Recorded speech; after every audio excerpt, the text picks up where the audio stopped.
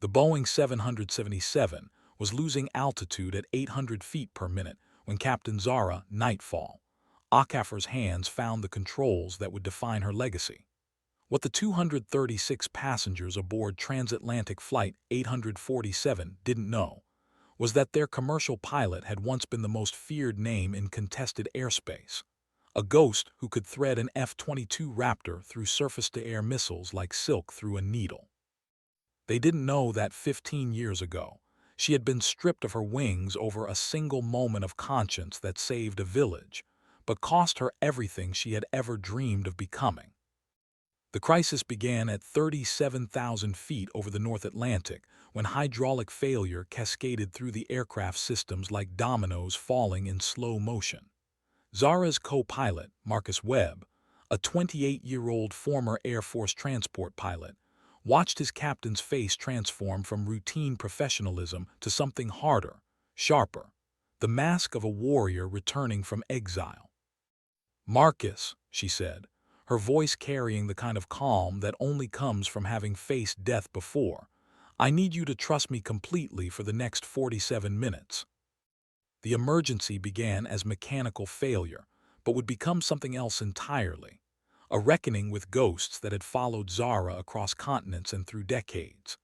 As she initiated emergency descent protocols, her fingers moved across switches and dials with muscle memory that belonged to another life, another aircraft, another woman who had once been called the finest pilot of her generation, before becoming the cautionary tale whispered in ready rooms from Nelly's to Norfolk.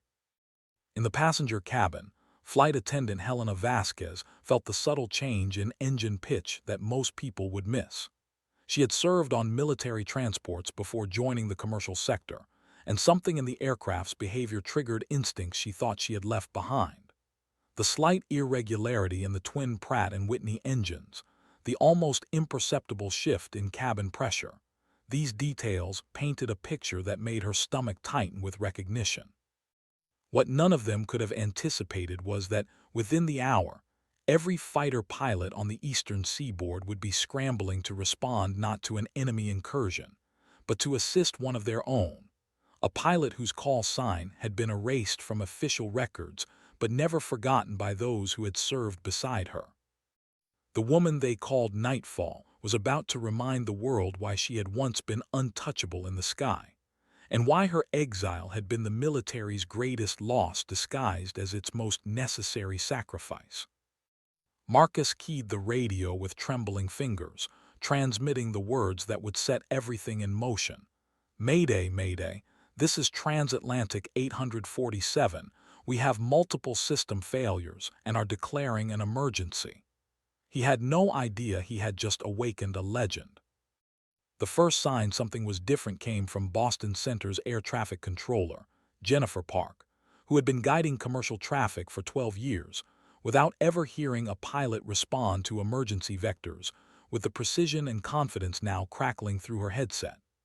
"Transatlantic 847, descend and maintain flight level 240, she instructed, expecting the usual signs of stress that accompanied hydraulic failures.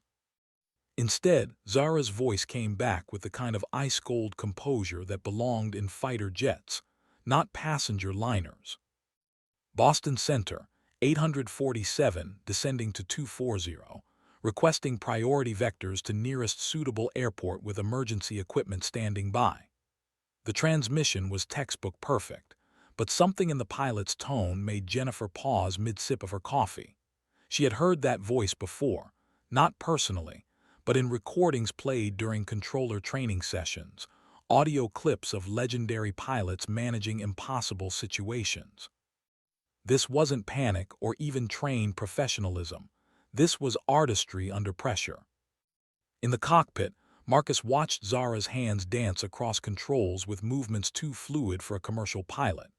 Her fingers found switches without looking, adjusted trim tabs with the kind of precision that spoke to thousands of hours in high-performance aircraft. "Captain," he said carefully, "have you flown military before?" The question hung in the recycled air between them, heavy with implications neither man nor computer could calculate. Zara's laugh was short and sharp, carrying echoes of briefing rooms and ready rooms she hadn't seen in 15 years. Different life, Marcus. Focus on the checklist. But her deflection only deepened his curiosity. The way she managed the cascading failures wasn't just competent, it was elegant, like watching a master pianist play through sheet music she had memorized long ago. Meanwhile, at Langley Air Force Base, Technical Sergeant Rosa Martinez was monitoring civilian emergency frequencies as part of her routine duties when something in the commercial pilot's transmissions made her reach for a different radio. The voice patterns, the phraseology, the way this captain requested vectors, it all felt familiar in a way that made her scalp prickle with recognition. She pulled up archived flight records, her fingers moving with increasing urgency across her keyboard. Back on Flight 847, Zara was fighting a battle on multiple fronts. The hydraulic failure had triggered a cascade of secondary problems, backup systems failing one by one, flight controls becoming increasingly sluggish, fuel pumps showing intermittent pressure readings. Each new warning light might as well have been enemy fire, each system failure a surface-to-air missile she had to dodge. But unlike her military days, she now carried the weight of 236 souls who had trusted her to deliver them safely to their destinations. The irony wasn't lost on her. She had once carried missiles capable of leveling city blocks, had flown missions where the margin for error was measured in milliseconds, and the consequences of failure were counted in strategic advantages lost. Now she carried families returning from vacations, business travelers rushing to meetings, students heading home from study abroad programs. The stakes felt impossibly higher. At Norfolk Naval Air Station, Commander Patricia Vixen Delacroix was reviewing pilot evaluation reports when her secure phone rang. The voice on the other end was clipped, urgent. "Commander, we're tracking a commercial emergency that might interest you. The pilot's voice patterns are triggering some recognition protocols in our monitoring systems. We think you should hear this." The recording played through her office speakers 30 seconds later, and Patricia's pen stopped moving across the evaluation form. She knew that voice, not the name, not the face behind it, but the tone, the cadence, the way consonants were shaped under pressure. She had heard it during the most classified missions of her career, had trusted her life to the pilot who spoke with that particular combination of precision and barely contained power. "Get me a patch through to Boston Center," she ordered, already reaching for her flight jacket. "And prep my Raptor. I have a feeling we're going to need to scramble everything we've got." 20 minutes into the emergency, Zara had stabilized their descent enough to think beyond immediate survival. The 777 was responding to her inputs like a wounded bird still determined to fly, and she found herself falling into rhythms she hadn't used since her last military deployment. Her right hand moved in unconscious patterns across the throttles, muscle memory from countless hours in an F-22, where power management meant the difference between completing the mission and becoming a crater in hostile territory. Boston Center, 847, requesting latest weather for possible alternate airports. "We're dealing with multiple system degradations and need options." Her transmission was calm, professional, but Marcus noticed how her left hand had moved to rest near the gear selector, a fighter pilot's instinct to prepare for combat maneuvering even when flying a civilian aircraft loaded with passengers and luggage rather than missiles and countermeasures. Jennifer Park's voice came back through their headsets with vectors toward 3 possible airports, but Zara was already calculating something more complex than standard emergency procedures. Wind patterns, runway lengths, emergency equipment capabilities. She was thinking like someone who had once planned strikes on hardened targets, not like someone who typically worried about passenger comfort and on-time arrivals. The mental framework was different, sharper, more ruthlessly efficient. "Marcus, I need you to make an announcement to the cabin crew," Zara said, her voice carrying a new note of authority that seemed to reshape the very air around them.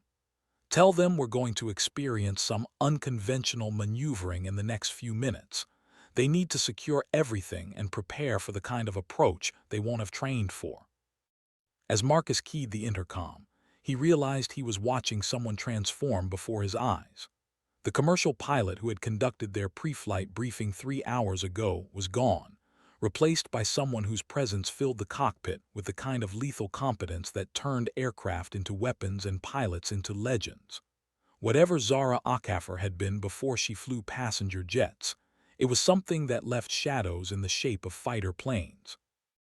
The call came through Jennifer Park's emergency frequency at precisely 3:47 p.m. Eastern, crackling with the authority of someone accustomed to being obeyed without question.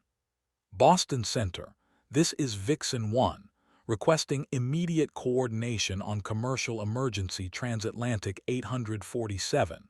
I have clearance to provide assistance. Jennifer's training had covered civilian-military coordination, but never from a fighter pilot inserting herself into a commercial emergency without going through proper channels. Vixen 1, please state your authority for this intervention and current position. But even as she spoke the words, something in the fighter pilot's voice suggested this wasn't a bureaucratic overreach. This was personal.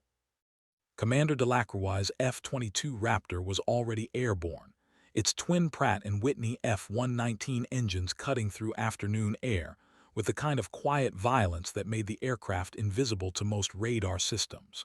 She had launched from Norfolk without full authorization because sometimes rules existed to be broken by people who understood the real cost of following them. Boston Center, I'm 10 minutes out from intercept with 847. I believe I may know this pilot. The admission hung in the radio silence that followed. Fighter pilots didn't typically know commercial pilots, and intercept protocols weren't designed for personal recognitions at 30,000 feet. But Patricia Delacroix had spent 15 years wondering what happened to the pilot whose voice had guided her through the most dangerous mission of her career. A night over Syria when everything went wrong, and only one person's flying had kept them all from becoming international incident statistics. Aboard Flight 847, Zara heard the radio chatter about an inbound fighter and felt her chest tighten with something between dread and anticipation. Military aircraft didn't scramble for routine commercial emergencies unless someone had connected dots that were supposed to remain forever separated. Her hands continued working the failing systems with practiced efficiency, but her mind was calculating different kinds of vectors now, escape routes from a past she had spent 15 years trying to outrun. Captain, Marcus said, his voice careful and measured, that F-22 pilot seems to think she knows you. It wasn't quite a question, but it hung in the air between them like a challenge waiting to be answered. The young co-pilot was sharp enough to recognize when routine emergencies became something else entirely, smart enough to understand that his captain's past was about to collide with their present at supersonic speed. The hydraulic pressure continued dropping despite Zara's efforts to maintain system integrity. Each minute that passed brought them closer to the kind of catastrophic failure that turned emergency landings into crash investigations. But her military training kept her focused on solutions rather than outcomes. She had flown damaged aircraft before, had brought home planes that should have been abandoned over enemy territory. A commercial airliner might be different in size and purpose, but the fundamental principles remained unchanged. Maintain control authority, preserve options, never stop flying until the aircraft stopped moving. Through the passenger cabin windows, some travelers were beginning to notice the F-22 Raptor maintaining formation off their starboard wing. The fighter jet's angular stealth geometry looked alien against the blue Atlantic sky, its presence both reassuring and unsettling to civilians who had never seen military aircraft outside of airshows or news footage.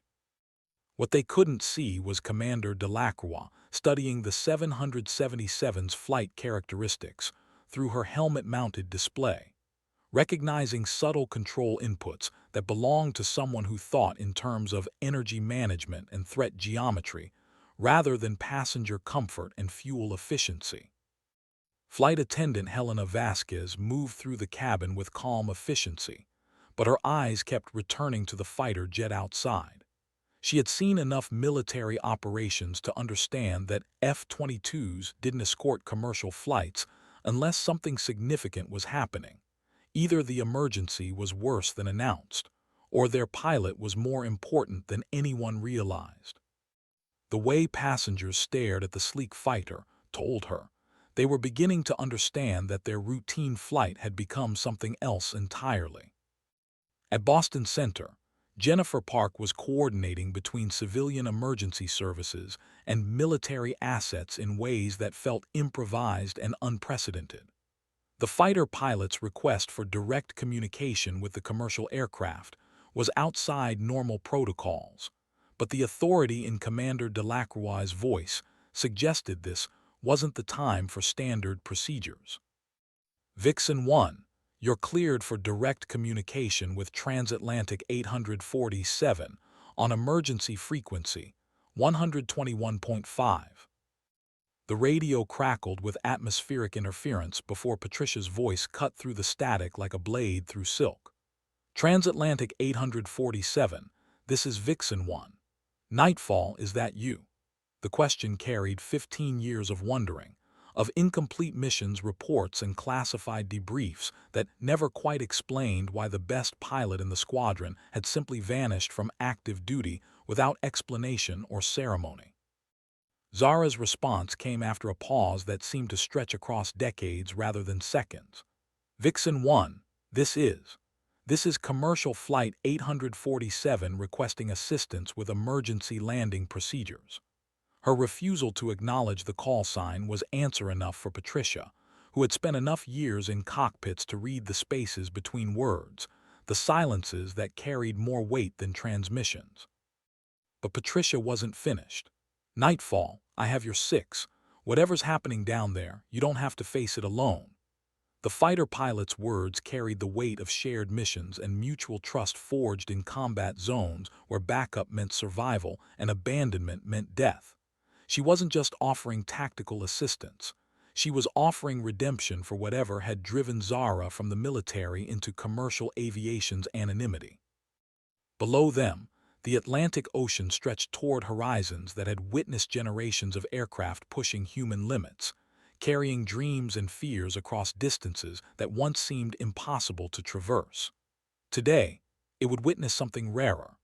The moment when a pilot's past caught up with their present at 300 miles per hour, when 15 years of running from ghosts ended in the sky where legends were either born or buried forever.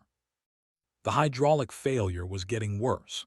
Zara could feel it in the way the controls responded to her inputs, sluggish, imprecise, requiring more force to achieve the same results. The 777 was becoming increasingly difficult to fly, its massive weight working against her as backup systems struggled to compensate for primary system failures. She had perhaps 20 minutes before the situation became unrecoverable. 20 minutes to prove that the pilot they had once called Nightfall still existed beneath 15 years of passenger announcements and safety demonstrations. Marcus was working through emergency checklists with the kind of methodical precision that revealed his own military background, but Zara could see uncertainty creeping into his movements. Commercial aviation didn't train pilots for the kind of creative problem-solving that military operations demanded. When systems failed beyond procedural remedies, civilian pilots were taught to follow protocols and trust ground support. Military pilots were taught to make the impossible possible, using whatever remained functional. Marcus, Zara said, her voice carrying new authority, we're going to deviate from standard emergency procedures.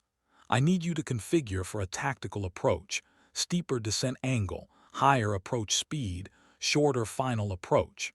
Think military transport landing on a damaged airstrip rather than commercial arrival at a prepared airport.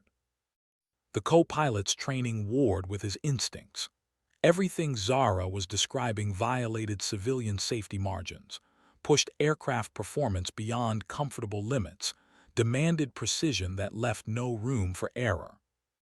But as he watched her hands work the degrading controls with increasing confidence, he began to understand that his captain wasn't just a commercial pilot with military experience.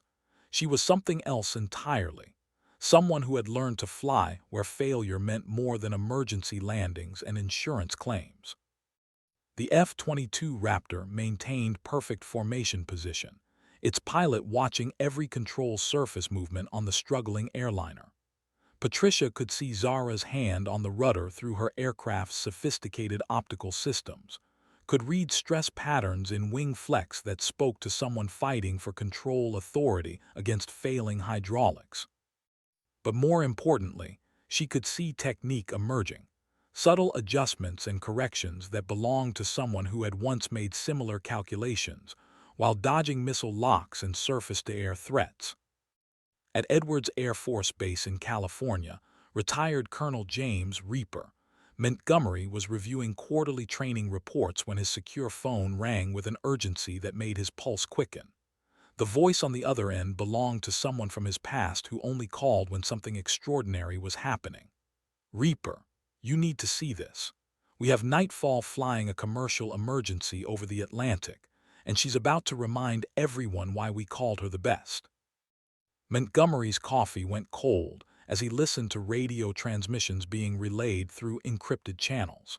15 years had passed since he had been forced to ground the finest pilot he had ever commanded, but the voice coming through his speakers was unmistakable. Zara Akaffer had been the kind of pilot who made impossible missions seem routine, who could thread an F-22 through defensive networks that should have been impenetrable. Losing her had been like losing an entire squadron's worth of capability, wrapped in a single person. "Sir," his aide said carefully, "should we notify current command structure about the situation?" Montgomery was already reaching for his jacket, his mind racing through protocols and possibilities. Whatever was happening over the Atlantic, it was going to require more than standard civilian emergency response. It was going to require the kind of intervention that could only come from people who understood what they had lost when they grounded Nightfall. The 777 shuddered through turbulence that felt like weapons fire to Zara's heightened senses. Every vibration in the airframe, every fluctuation in engine parameters triggered responses that belonged to combat flying rather than commercial operations. She was reading the aircraft's distress signal through neural pathways carved by years of military training, interpreting mechanical failures as tactical challenges that required creative solutions rather than procedural compliance. Boston Center, 847, requesting direct routing to Logan International with expedited approach clearance, Zara transmitted, her voice carrying the kind of authority that made air traffic controllers reach for priority handling procedures without quite understanding why. She wasn't asking for assistance. She was informing ground control of her intentions with the confidence of someone accustomed to making command decisions in environments where hesitation meant death. Marcus watched his captain work with growing amazement and concern. The emergency checklist called for specific procedures designed to maximize safety margins through conservative flying techniques, but Zara was doing something else entirely, managing the failing aircraft like it was still capable of precision performance if handled by someone who understood its true capabilities. Her approach to the emergency was transforming their damaged airliner into something that responded to her, well, rather than succumbing to mechanical limitations. The passengers sensed the change without understanding its significance. Conversations grew quieter as people unconsciously responded to the shift in their aircraft's behavior. The 777 was flying differently now, its movements more deliberate and controlled despite obvious system failures. Flight attendant Helena moved through the cabin with practiced calm, but her experienced eye caught details that spoke to extraordinary piloting skill being applied to extraordinary circumstances. Commander Delacroix maintained her escort position while transmitting updates to Norfolk and Langley that were being relayed through channels most air traffic controllers never knew existed. "Control, Vixen 1. Commercial aircraft is being flown by someone with advanced military training. Pilot is managing multiple system failures with techniques that suggest fighter-pilot background. Recommend we prepare for unconventional approach requirements. The response came through encrypted channels that bypass civilian air traffic control entirely. Vixen 1, this is Norfolk Control. We're tracking your situation and have additional assets en route. Maintain escort position and be prepared for immediate assistance if requested. Patricia knew that additional assets meant more than backup fighters. It meant someone with serious authority had decided this situation required resources that existed outside normal emergency response protocols. In her peripheral vision, Patricia caught sight of contrails high above their position. Two more F-22 Raptors were descending from altitude, their positions coordinated with her own to provide coverage for whatever was about to happen. The formation they established wasn't standard escort protocol. It was combat air patrol positioning designed to protect high-value assets from multiple threat vectors simultaneously. Zara saw the additional fighters through her cockpit windows and felt something shift inside her chest, part fear, part recognition, part homecoming to a world she had voluntarily abandoned. The sight of F-22 Raptors in tactical formation brought back sensory memories of briefing rooms and mission planning sessions, of pre-flight checks conducted in hangars filled with aircraft that cost more than most people's houses and carried weapons that could reshape battlefields in minutes rather than hours.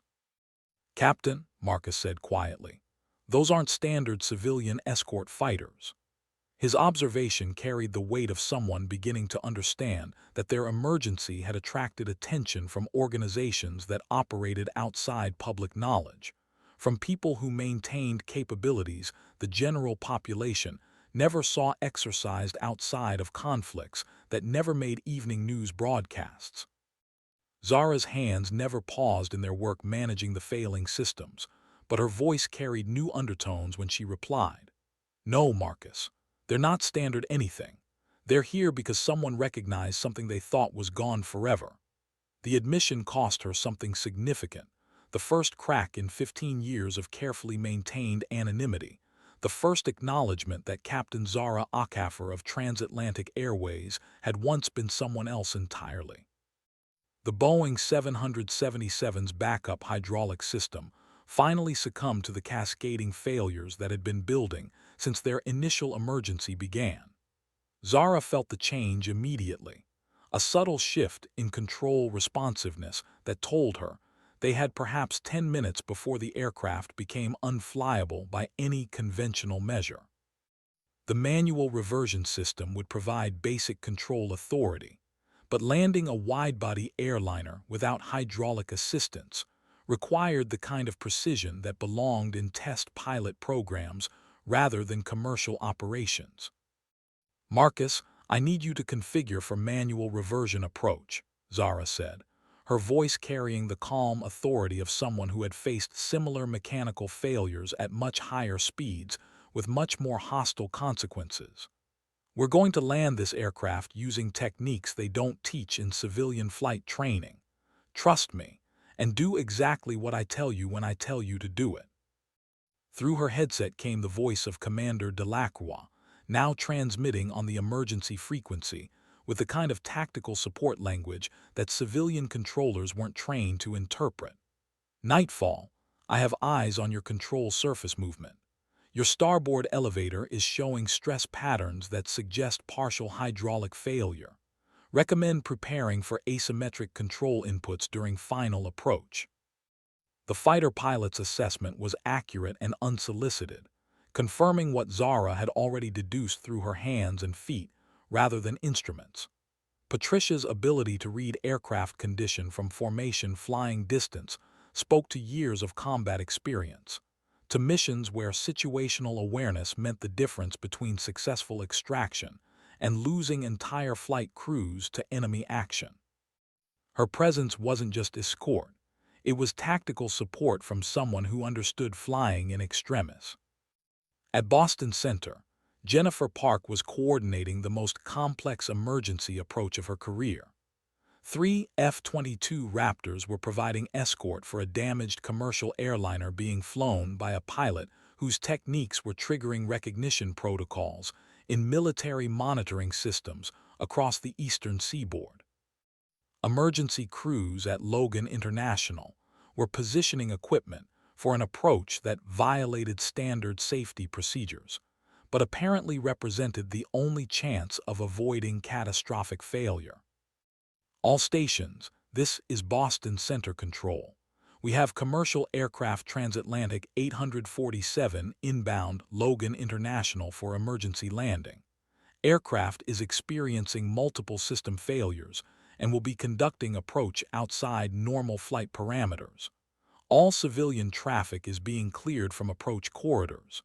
Military escort is providing tactical assistance. Her transmissions felt surreal, like narrating a movie rather than managing real air traffic control responsibilities. Below them, Logan International Airport's emergency crews were receiving briefings that sounded more like combat mission parameters than civilian emergency response. Fire chiefs and rescue coordinators found themselves preparing for aircraft approach characteristics that pushed beyond their normal training scenarios. The touchdown was going to be fast, steep, and require recovery techniques that belonged in military airfield operations rather than commercial airport emergency procedures. Zara began configuring the 777 for an approach that would have made her military instructors proud and her civilian trainers horrified. The descent profile she calculated required maintaining airspeed well above normal approach parameters, using the aircraft's momentum and energy state to compensate for degraded control authority. It was fighter pilot thinking applied to commercial aircraft, dangerous, unconventional, and potentially the only way to save 236 lives. Vixen 1, Zara transmitted, using Patricia's call sign for the first time in 15 years. I'm going to need you to talk me through the approach. My control authority is diminishing, and I need eyes on my control surface movement that I can't get from inside the cockpit. The request represented complete trust placed in someone she hadn't spoken to since they were both active duty, since missions they were both forbidden to discuss outside classified briefing rooms. Patricia's response came back immediately, her voice carrying the kind of steady confidence that had guided them through hostile airspace over battlefields where mistakes meant international incidents and success meant preventing wars. Nightfall, I have you covered. We're going to bring you home. Just like Syria, except this time we're saving civilians instead of protecting state secrets. The reference to Syria sent electric recognition through both aircraft. Marcus saw his captain's reaction, a slight tightening around her eyes, a deeper breath that spoke to memories she had never shared with civilian colleagues. Whatever had happened over Syria 15 years ago, it had forged bonds between these pilots that survived everything the military had tried to sever when they grounded Zara Akafar and stripped her of the wings she had earned through blood and excellence. High above the Atlantic, 3 F-22 Raptors adjusted their formation to provide optimal support for an emergency landing that was about to become a demonstration of why certain pilots became legends, while others simply flew aircraft from point A to point B. The approach began 12 miles from Logan International at an altitude and airspeed that would have triggered every safety alarm in the Federal Aviation Administration's monitoring systems. Zara had configured the 777 for what military pilots called a tactical arrival, fast, steep, unforgiving of error, but designed to minimize exposure time in vulnerable flight regimes. The technique had kept her alive over Syria when surface-to-air missiles were tracking her F-22 through terminal approach phases. And now, it might keep 236 passengers alive over Massachusetts, where only mechanical failure threatened their survival. Boston Center, 847 beginning tactical approach Logan International, Zara transmitted, the words carrying authority that transformed civilian emergency response into something that felt more like military operation coordination. Will be fast and steep. Emergency equipment should be prepared for high-energy touchdown and potential overrun scenarios. Jennifer Park's voice came back with the kind of careful professionalism that meant she was managing situations beyond her training while trusting people whose expertise exceeded her own. Transatlantic 847, you're cleared for tactical approach. Runway 4L emergency equipment is standing by. All civilian traffic has been cleared from approach corridors. Marcus was working through control inputs that felt more like combat maneuvering than commercial aviation procedures. His captain was flying approaches that required constant attention to energy management, using airspeed and altitude like weapons rather than simply following established glide paths toward predetermined touchdown points. "Captain, we're exceeding maximum approach speed by 40 knots," he said, his voice tight with concentration. "I know," Zara replied, her hands working controls with the kind of precision that suggested she was calculating forces and vectors in real time rather than simply following instrument guidance. "We need that energy to maintain control authority. Trust the aircraft and trust me. This is how you land something that doesn't want to be landed." Through the fighter escort formation, Patricia was providing commentary that sounded more like mission coordination than civilian emergency assistance. "Nightfall, your approach angle looks good, but you're carrying more speed than optimal for touchdown. Be prepared for significant braking action and potential asymmetric control inputs during rollout." The passengers could feel their aircraft's unusual behavior, even without understanding its significance. The descent was steeper and faster than any commercial approach they had experienced, generating G-forces that pressed them deeper into their seats, while the engines maintained power settings that seemed too high for landing preparation. Flight attendant Helena had positioned herself where she could observe both passenger reactions and cockpit activity, her military experience helping her recognize that their pilot was executing maneuvers that belonged in fighter aircraft rather than passenger airliners. 5 miles from touchdown, Zara began the final phase of an approach that would either validate 15 years of exile or confirm why the military had been right to ground her. The 777 was responding to her control inputs with increasing reluctance as hydraulic pressure continued degrading, but she was compensating with techniques that transformed mechanical limitations into manageable challenges rather than insurmountable obstacles. "Vixen formation, 847 is on final approach," Patricia transmitted to her wingmen, using language that acknowledged this had become something more than civilian emergency response. "Prepare for possible go-around assistance if approach becomes unstable." The euphemism disguised what they all understood. If Zara's approach failed, the fighter jets were prepared to provide whatever support became necessary, even if it meant revealing capabilities that were supposed to remain classified.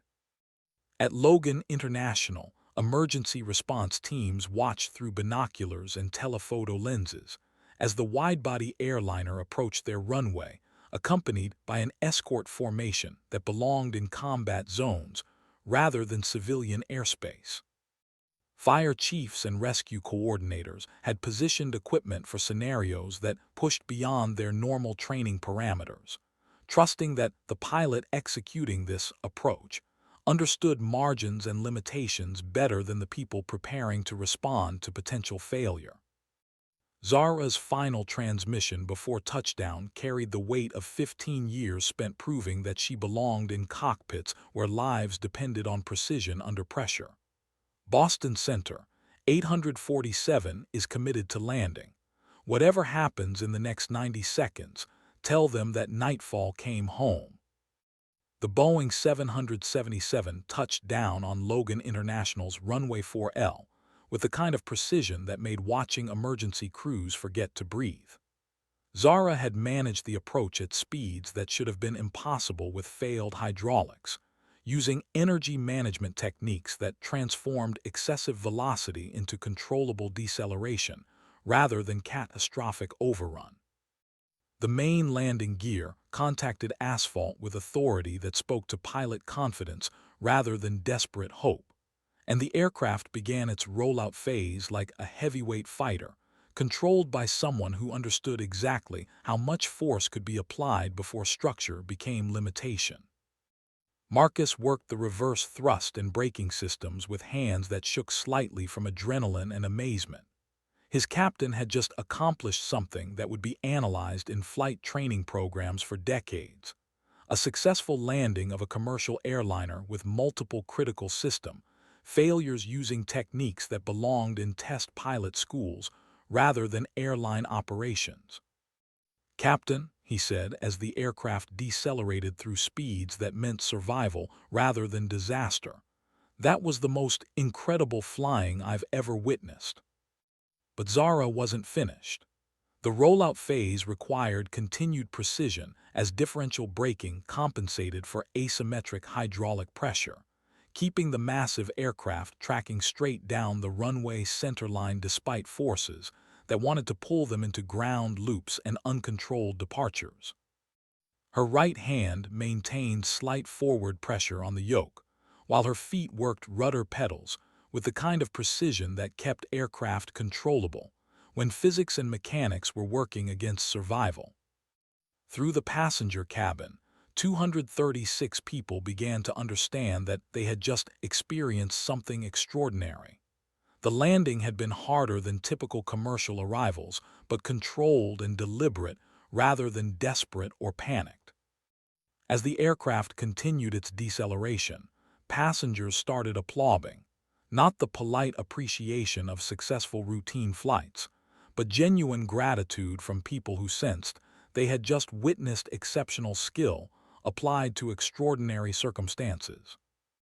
Flight attendant Helena moved through the cabin with practiced efficiency, but her eyes never left the cockpit where she could see her captain working post-landing procedures with movements that belonged to someone who had landed damaged aircraft in places where emergency services consisted of foam trucks and prayers rather than comprehensive rescue capabilities.